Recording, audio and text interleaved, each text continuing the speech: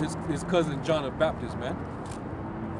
And they was expecting, you know, when he came, they was expecting him to come back looking like, you know, he was ready for the kingdom of heaven and shit like that. No, man. So in this day and age, we're in our captivity, all right, and we out here, we have a good message. We're preaching good tidings that we getting ready to get up out of here. But we also got fucked up news for you.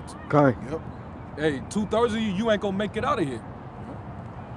Your lover Esau, he's out of there, man.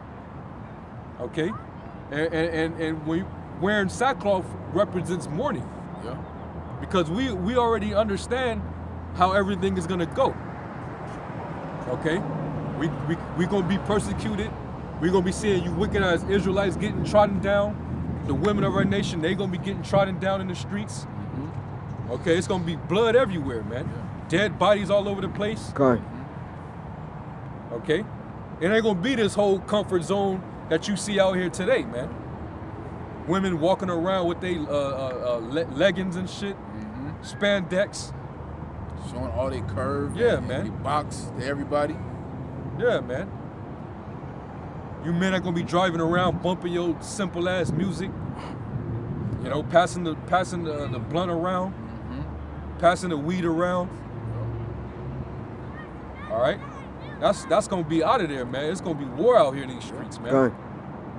Once the famine hit, that's it. Yes. This is Luke 7:25. But what went ye out for to see? Yeah, when y'all went to see for check for John the Baptist, you know, what did y'all expect when y'all saw him, man? You know, because John was cussing motherfuckers out. Yeah. And he wasn't living like everybody else. They thought he was a strange dude, like this guy lives in the wilderness. Yeah, yeah. This man eats locusts dipped in honey. Yeah. And that was by his choice. He probably could live with the people in the town or village, wherever they living was at. He'd rather be alone. You know, and that's how they're gonna look. They look at us like we weird and crazy and bugged out. Yep. But we looking at them in the same way. Yep. Y'all weird. Y'all bugged out. Okay. For believing in America and believing in Babylon. Yep. You know? Let me get back to it. A man clothed in soft raiment? Behold, they which are gorgeously apparelled and live delicately are in King's court. In King's court. Yeah, you dress up, you know, royally, man. That shit, you might as well be up on your canopy, man. Yeah. Your tapestry. Okay. With your pimp cup. Yeah. Made of gold and shit, man. And they dress like they really got something real good to say, like, you know. But it's all bullshit coming out their mouth. You know? They're not telling the people good news. You know? They telling the people smooth words. Yep. You know? That's it. I ain't gonna get it. But keep going. That was in that. So go ahead. Verse 26. But what went ye out for to see?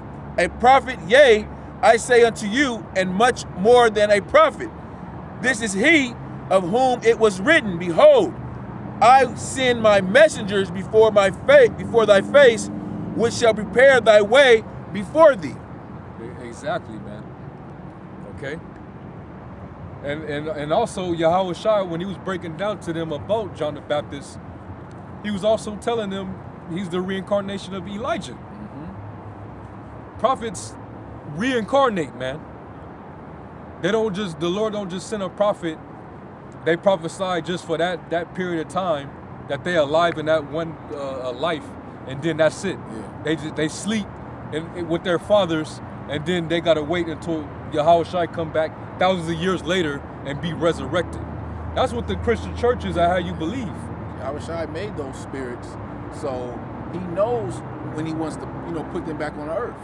God, they don't believe in reincarnation, but yet, how do you explain how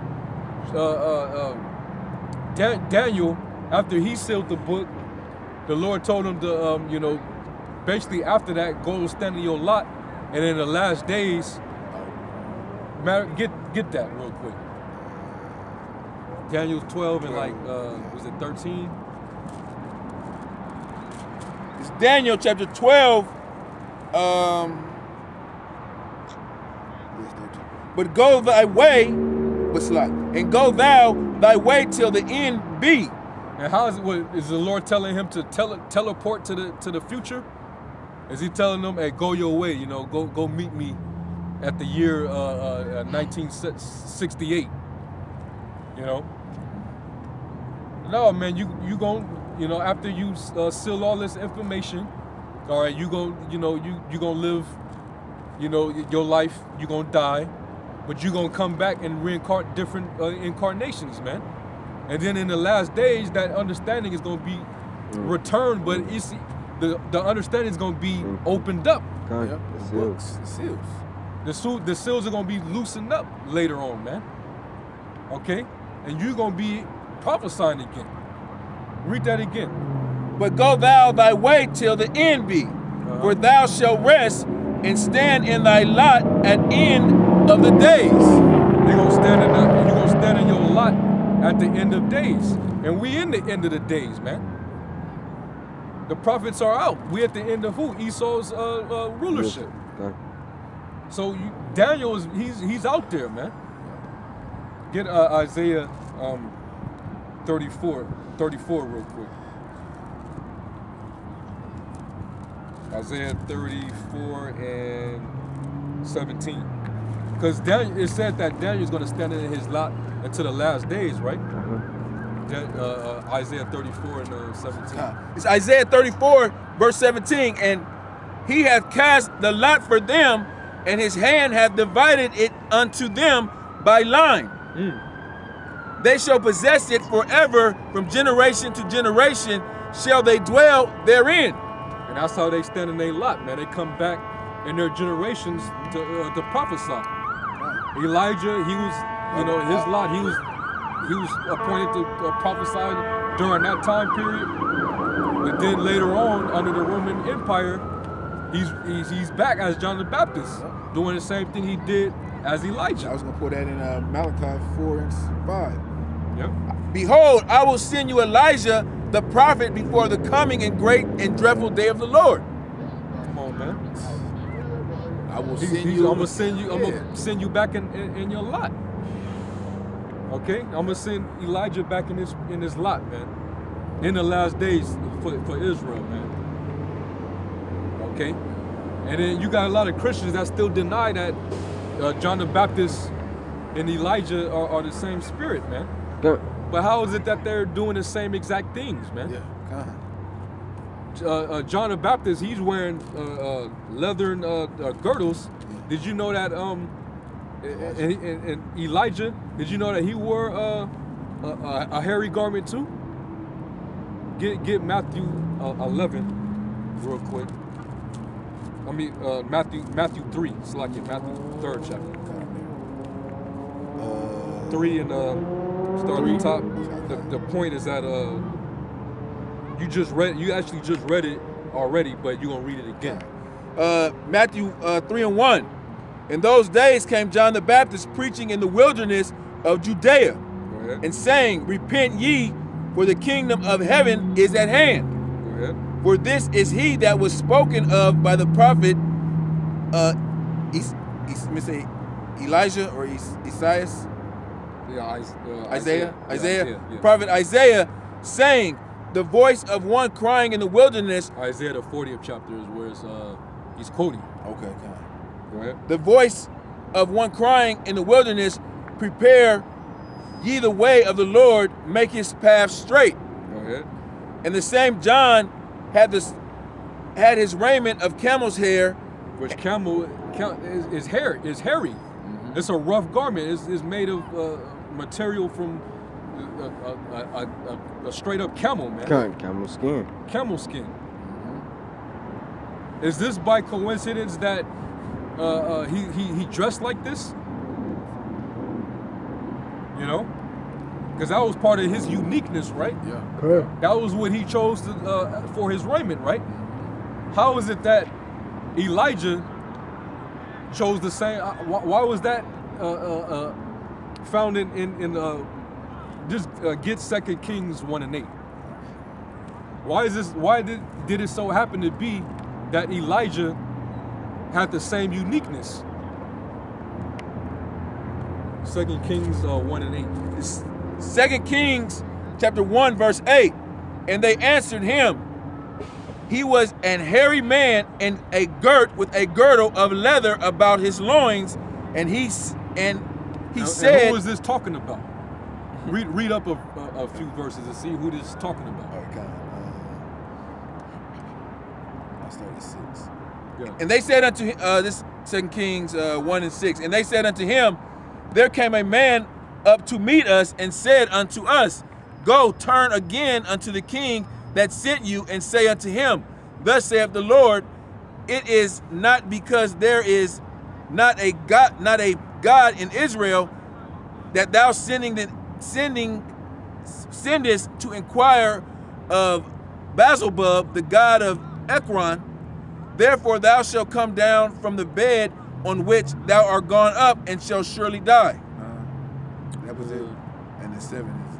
And he said unto them, what manner of man was he which came up to meet you and told you these words?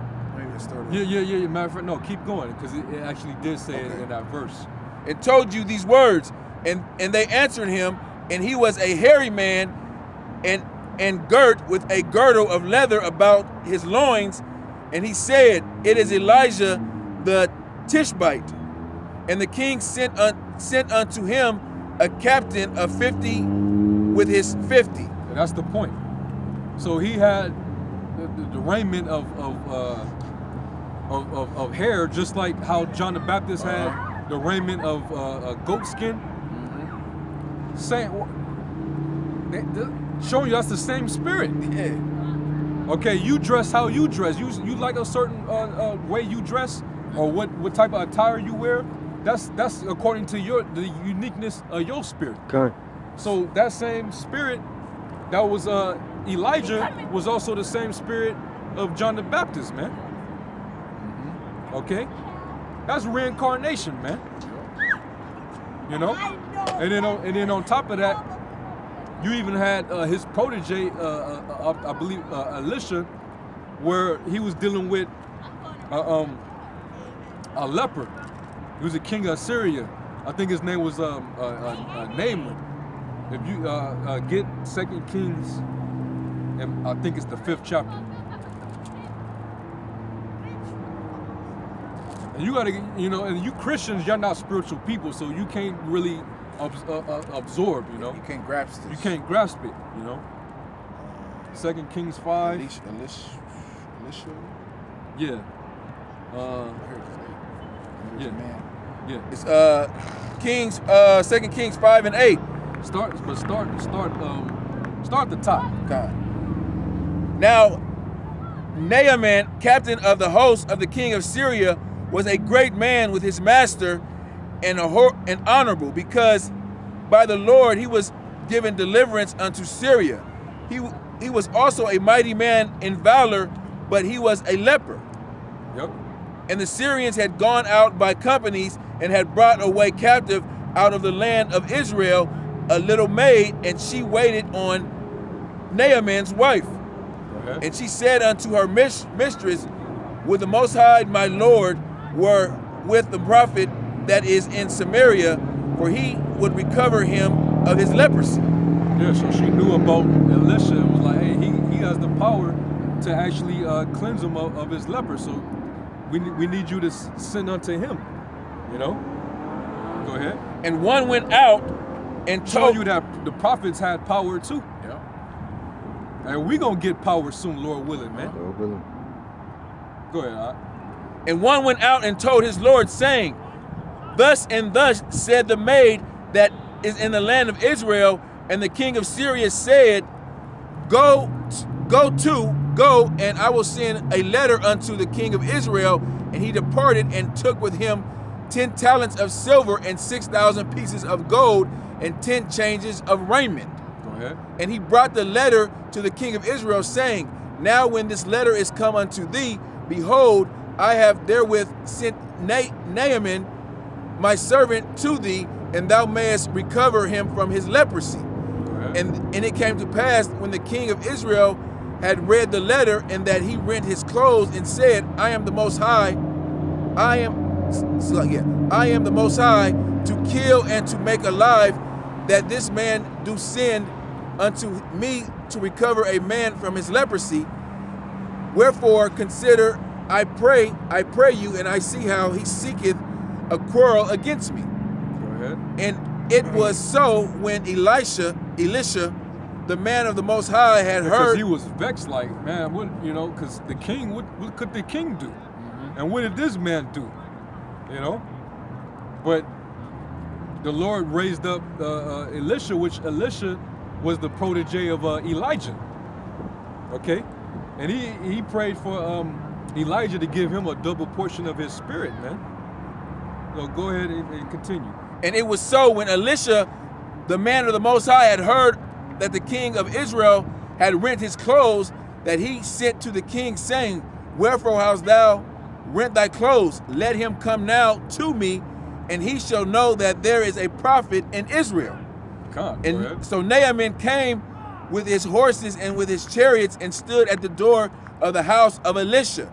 And Elisha sent a messenger unto him, saying, Go and wash in Jordan 7 times, and thy flesh shall come again to thee, and thou shalt be clean. Read that part again. Okay. And Elisha sent a messenger unto him, saying, Go and wash in Jordan 7 times, and thy flesh shall come again to thee, and thou shalt be clean. And mind you, this is the protege of Elijah. Elijah the prophet. He studied up under Elijah, man. So he has his, you know, his spirit. Why is it that he chose for him to come to the Jordan, Right. to dunk himself 7 times in that water, so his leprosy would be cleansed? Okay. Because there's spiritual significance behind that. Same Jordan that. The same Jordan Okay. that John the Baptist, who is Elijah, was baptizing for the remission of Israel's sins, man. Okay. Come on, man. You know? For you know, that's what he did back then was spiritual. It was a significance of what will later down the line happen in the spirit. Okay? This man got his leprosy cleansed in the river. Well, when we got about 1,000 years later, John the Baptist is on the scene, and he's cleansing Israel, baptizing them for the remission of their sins, man. All right, we've been cleansed spiritually through what? This word, that which is the true baptism. So you can't tell me that Elijah and John the Baptist is not the same individual, man. Same person, just different body. Okay? Different time period, so he had a different name. Okay? That was it on that. Did you you already read that in Isaiah? Isaiah 34. You already read that, right? Kanye about the generations. Yeah. Con. Go from there to 1 Corinthians. 1 Corinthians 14.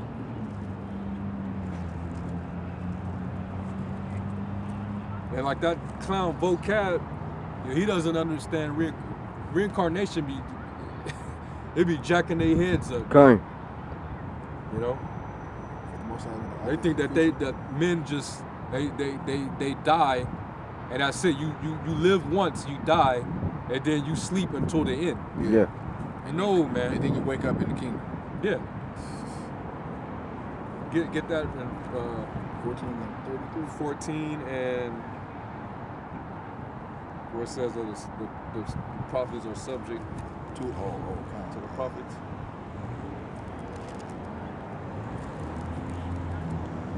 it's 14 and Okay, 32. 32. It's 1 Corinthians 14 and 32. And the spirit of the prophets is subject to the prophets. It's subject to the prophets, man. And basically, you have a lot. The lot of a prophet. Okay. If that's your lot, then that's what's gonna always be your lot. Mm-hmm. And the spirit, and really, it takes the Holy Spirit for you to prophesy. Yeah. The Lord gotta give you the understanding to break down His words, so you can go out there and prophesy to the people. The Lord speaking through you. The Lord speaks through you, man. So those men, they get raised up in their generations to go out there and do what the Lord been having them do, man. You know? Revelation 10, he told John the Revelator that you're going to appear before all nations in tongues, you know, and people, and you're going to be prophesying again. That didn't happen back then when he was on the Isle of Patmos.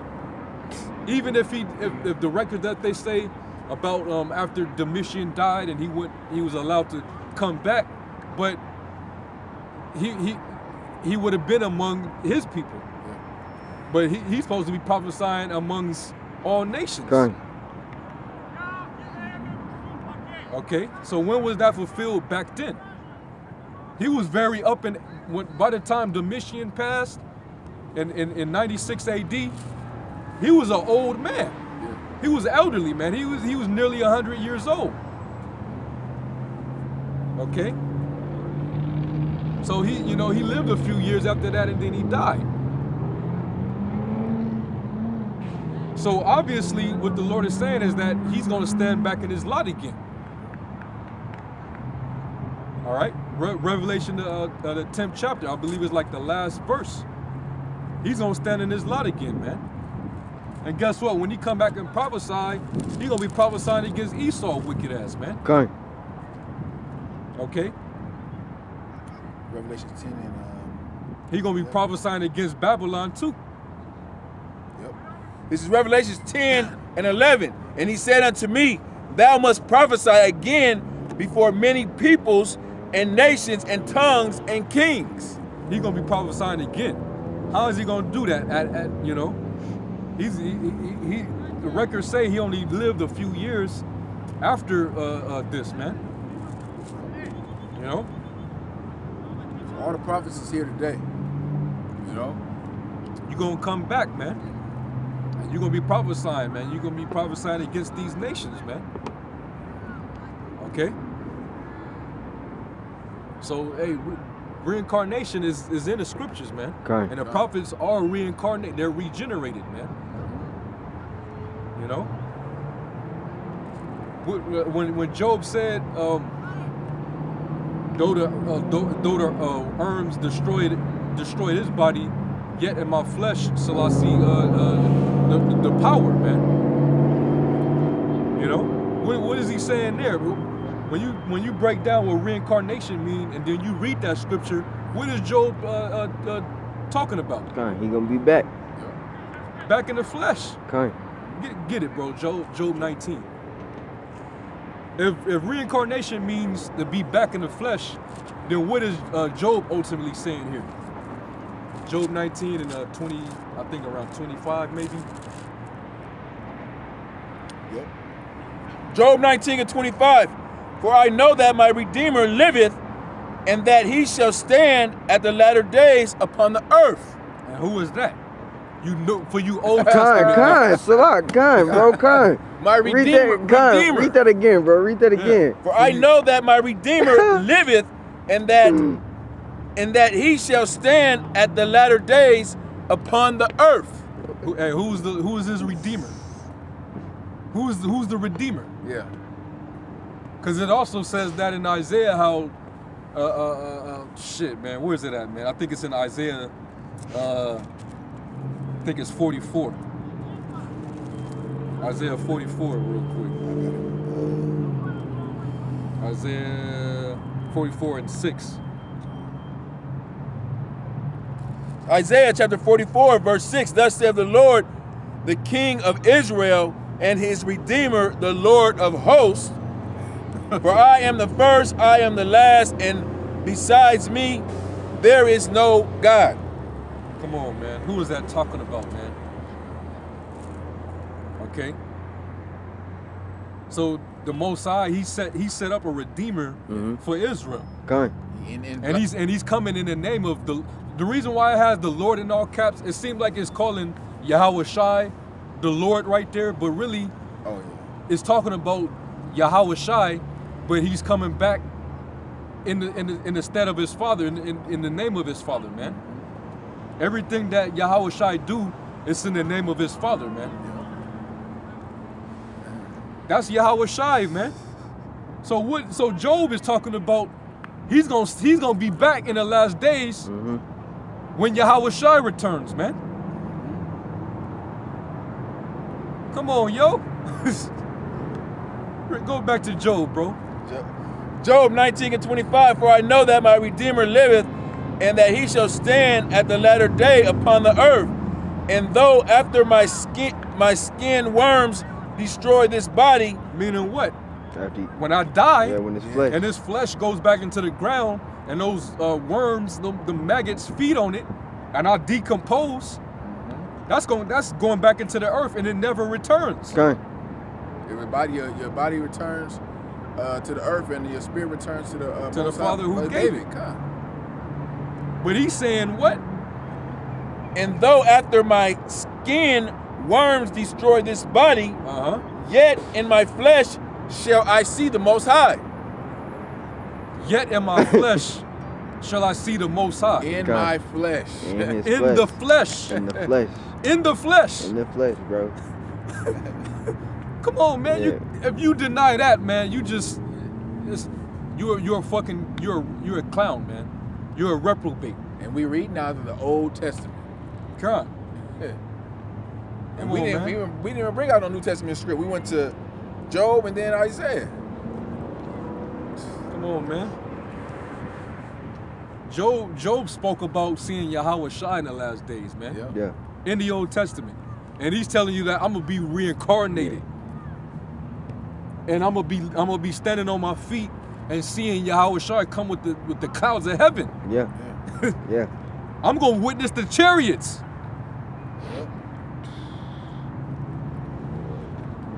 You can't deny it, man. You know? That's what Job is talking about, man. Or he's gonna be back in the flesh in the last days, man. Okay? Waiting on the redemption or the deliverance of Yahweh Shai. And we don't know where Job is at. Job could be in New York, one of the brothers in the New York camp. He could be in the Chicago camp. He could be in the LA camp. Okay? He could be down in South America somewhere.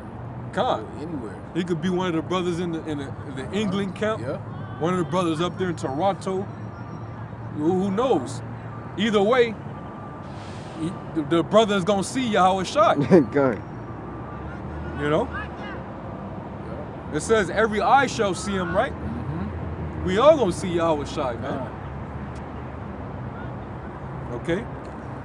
So for you dumbass, you spiritless Christians, how do you explain that, man? You know? In the flesh. In the flesh. He said the worms destroyed his body. Man. Yeah. But he gonna see him. Hey, see, Yahweh Shai, when he resurrected, it wasn't enough time for his body to start decomposing. Yeah. I mean, really, it does start, you know, after 3 days, but the completion, like when the worms start coming out and you start to like become ash in the earth, that actually takes a little time, man. You know what I mean? Yeah. But when you're still laying in the grave, you know, after 3 days, your body is still there, it's still full. You more than likely you start to you start to lose your I think your color. Yeah. You know that rigor mortis. Yeah, that's why they put that embalming fluid when people die, so they won't lose all of that. God. You know.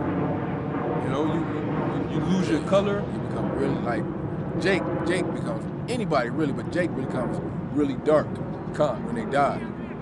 You know, and that's because like you're talking about, you're losing your life literally, but you're losing all your blood flowing and the stuff that keeps your skin, you know, the color it is. Con. And that's how you start to, you know, you start to suffer decomposition.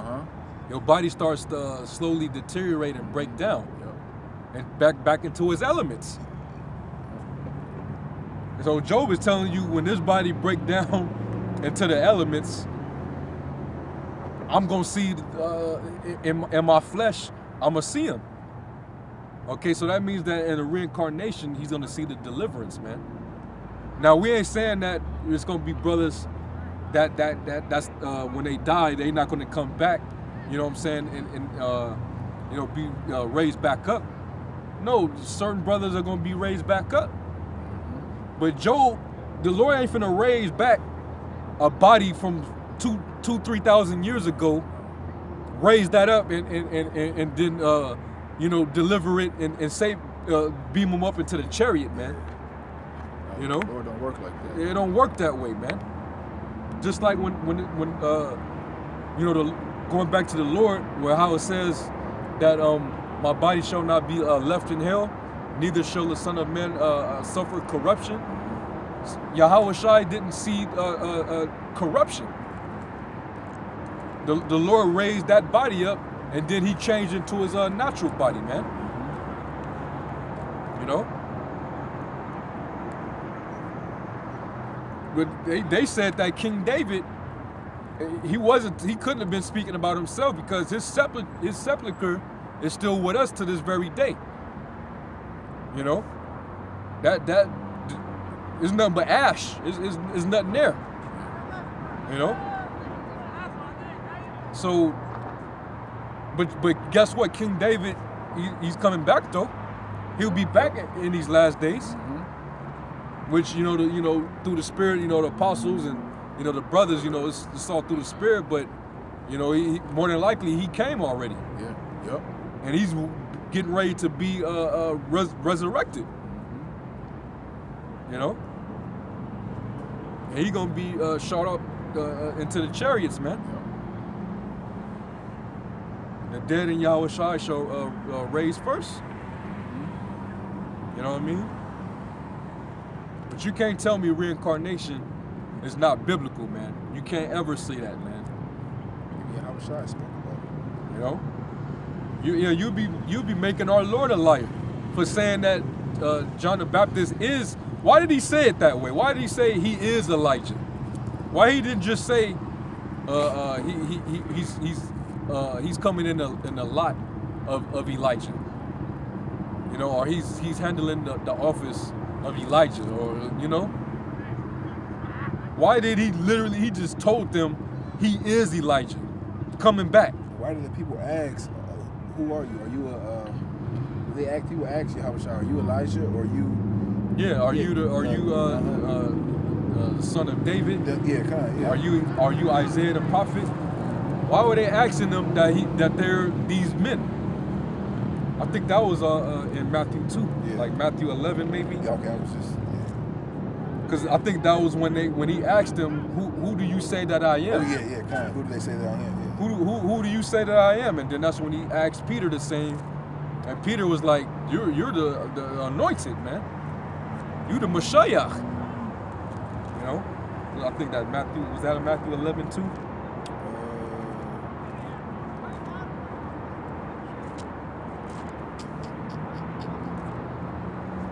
I was thinking of 10. I thought it was 2. So that was just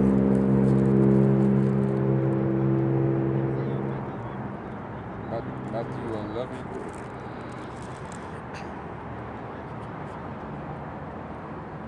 No, I think it might be in Matthew 16 maybe. Yeah, Matthew 16 and 13. It's Matthew chapter 16, verse 13. When Yahweh Shai came into the coast of Caesarea Philippi, he asked the disciples, saying, whom do men say that I, the Son of Man, am? And they said, some say thou art John the Baptist, some... But didn't he already come? Right? Go ahead. Some say, is that Elijah? Elias, Yep. and others, Jeremiah, or one of the prophets. They already was in the past. Yeah. They were killed. The prophets that were slain, they already then came and prophesied against Babylon and ancient Assyria. Yeah. You know, they came and prophesied about the kingdom already. They didn't did that, but they're coming and asking. When he asked them that, they saying, "Hey, we think you might be Elijah, or you might be Isaiah coming back. You one of these prophets coming back." And those prophets were prophesying also about Yahweh Shai. God. And so he's basically, calling them out, like putting them on the spot, like who you say I am. You know, and they was basically saying he was one of the prophets, but they wasn't getting it right. But at least they was according to what they were saying, they knew reincarnation was a real concept. They knew it existed. They knew it was, God. And all the people, more than likely, Israel knew that about reincarnation. Yeah. Because it's passed down to the prophets and through old.